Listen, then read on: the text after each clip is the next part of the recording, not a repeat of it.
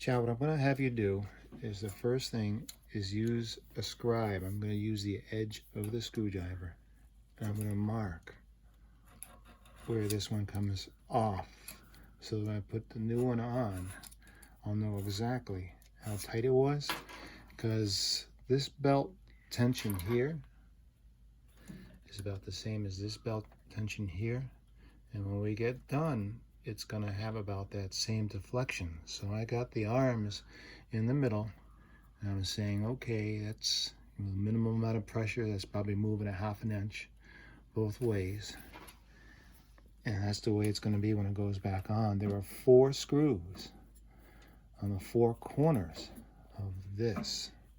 All right, now what I'm going to ask you to do, Chow, I'm not sure if I'm going to do it or not, is I cut these ties up on top over here, because when the motor comes out and the new one goes in, you're going to be replacing that. Okay, so right now I've got the other 2 out just to save time. With that out, I need to clip these ties. In the front of your instrument by the power on-off switch, I left you some of these ties, these quick ties, just for a situation like this. You clip them without clipping the wires, and that gives you the ability to be able to remove the motor once you get it free. All right, I've got 1 screw left over here. I've scribed the side, as I said. I got that last screw out. Now, with a little bit of luck, I'm going to be able to just to take the motor out. At that point, you've got just 2 connectors, 1 gray cable and 1 black cable, and that plugs into the board right behind it. Very obvious. Connect your belt back to the motor around the pulley, right? And that goes back into the slots over here, which makes sense. It's just the way it came out. It's very straightforward. And then when you put your screws back in, just kind of line them up for that same kind of firmness as they first had in there, and you'll be all set to go. I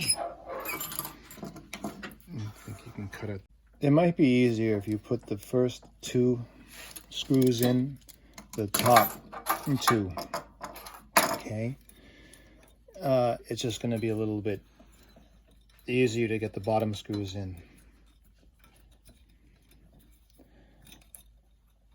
I'm just snugging them up,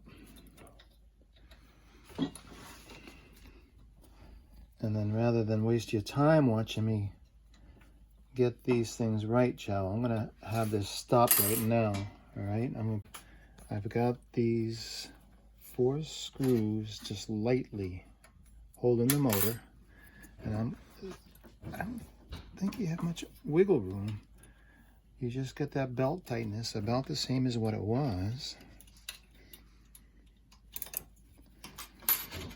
and then when you tighten it down, it locks in place. Use your cable ties, tie wraps, just to tie wrap the new motor into place just where the other ones come off. You got that adjustment about the same as it was before. You're all set. Okay, I've got the 4 screws loose, and I really am working to get that tightness tight, just the way it was before I lock it down. And then once I lock it down with 2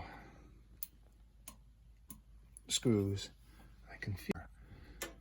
There you go. That was the key, is just trying to get your fingers behind it, pushing the motor away from the belt before you tighten it down. That allows you to really get that belt just to the tightness that it should be.